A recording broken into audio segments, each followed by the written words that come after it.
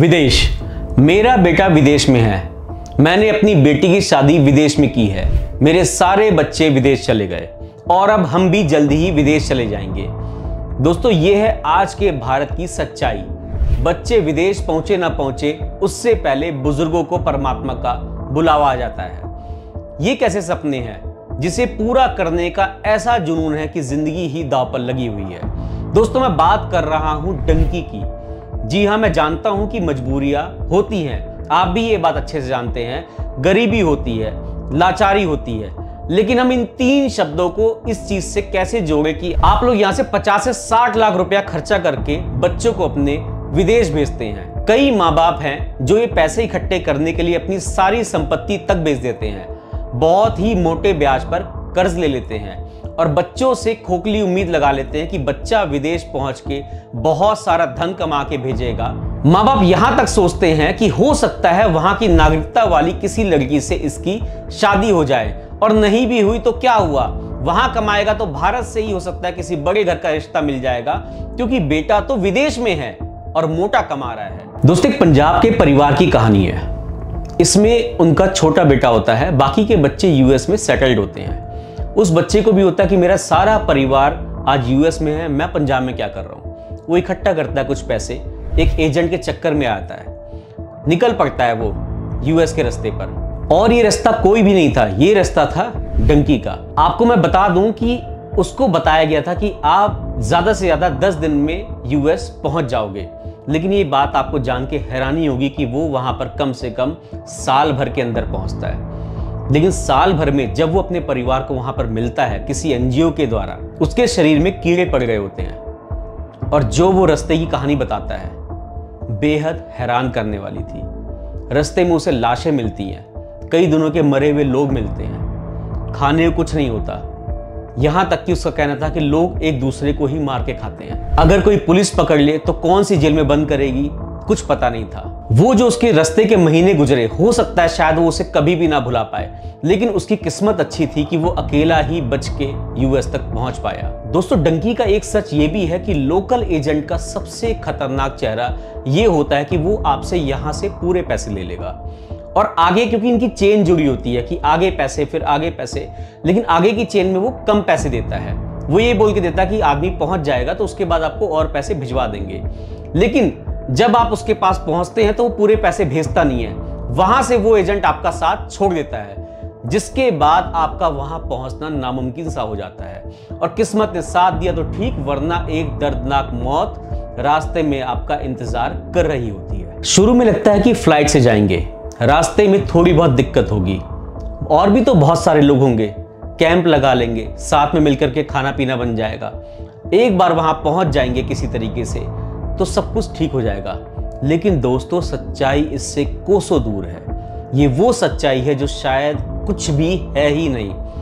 हकीकत इससे कई गुना ज्यादा दर्दनाक है, और हकीकत की आज के समय में कोई नेता बात नहीं करना चाहता। दोस्तों, भी हाल ही में आपने राहुल गांधी का एक वीडियो देखा होगा जिसमें वो अमेरिका जाते हैं, वहां रह रहे कुछ हरियाणा के लोगों से मिलते हैं, उनसे बात करते हैं। बड़ी हैरान करने वाली बात है कि 12वीं क्लास में 95% मार्क्स ला करके भी बच्चे को भविष्य नहीं दिखा।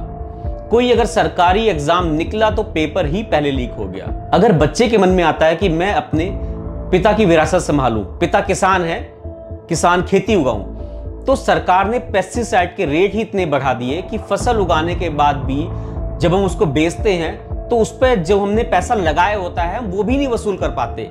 तो खेती में भी यहां घाटा ही घाटा। उन बच्चों को इस सरकार से कुछ भी उम्मीद नहीं है, इसलिए उन्हें विदेश जाना ही सही लगा। शायद घर की स्थिति अच्छी हो जाए। क्यों? क्योंकि महंगाई बढ़ गई है, काम धंधे का पता नहीं, बेरोजगारी चरम पर है।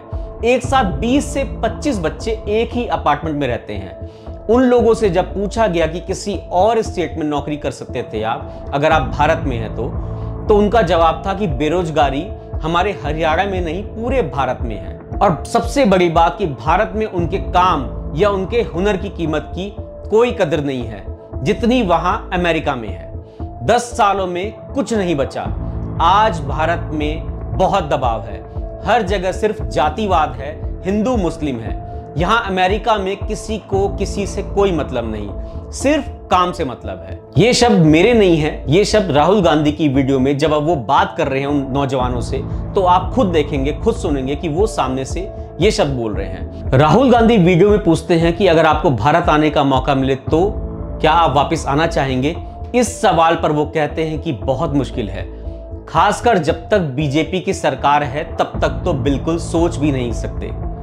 वहां से मुलाकात के बाद राहुल गांधी हरियाणा में उनके घर आकर उनके परिवार से मिलते हैं, क्योंकि उन्होंने वहां वादा किया था उन नौजवानों से कि मैं वहां जाकर के आपके परिवार से भी मिलूंगा। सोचिए क्या हाल होगा जिनके परिवार का बच्चा 10 सालों के लिए दूर चला गया हो, उनके बच्चे अपने पिता को देखने के लिए तरस गए हैं। उनके परिवार के लोगों का कहना है कि हरियाणा सरकार ने 10 सालों से लाइन में लगा रखा है। 2014 के बाद सब कुछ खत्म सा हो गया है। राहुल गांधी ने उन बच्चों की पीड़ा को दिखाया। जरा सोचिए पिछले 10 सालों में देश को क्या मिला, आखिर क्यों अच्छे दिन आने के बाद भी लोगों को देश छोड़ना पड़ रहा है। तब 12 साल में नागरिकता मिलती थी, आज लगभग 20 सालों में मिलती है। दोस्तों सबसे बड़ी बात यह है कि जो लोग यहां से यूएस जाते हैं और वहां काम ढूंढते हैं, तो वहां बहुत सारे इंडियन लोग पहले से ही सेटल्ड हैं, वो उन्हें काम पर रख लेते हैं और उनको बहुत ही कम सैलरी देते हैं, वो भी कैश में, और कई सालों तक उनसे लगातार काम करवाते हैं। उनके भविष्य का तो कोई पता नहीं होता। आपको ये बात समझना होगा कि आज का नेता आपके बच्चों का बिल्कुल भी सगा नहीं है। यहां जय श्री राम बोलकर हिंदू मुस्लिम का ज्ञान देकर आपको सिर्फ बरगलाया जा रहा है, मोहरा बनाया जा रहा है। आपके बच्चों को, उनके भविष्य को खतरे में डाला जा रहा है। सबसे बड़ा मुद्दा उनके खुद के बच्चे कौन कौन से पोस्टों पर बैठे हैं, ये तो जग जाहिर है। अगर बच्चा पढ़ रहा है तो विदेश में है, वहां से आने के बाद काबिल हो या ना हो, लेकिन आपके बच्चों के सर पर बैठा दिया जाएगा। दोस्तों पहले विदेश जो है पंजाब से लोग जाते थे ज्यादा, आज तो खैर पूरा पंजाब खाली हो रहा है।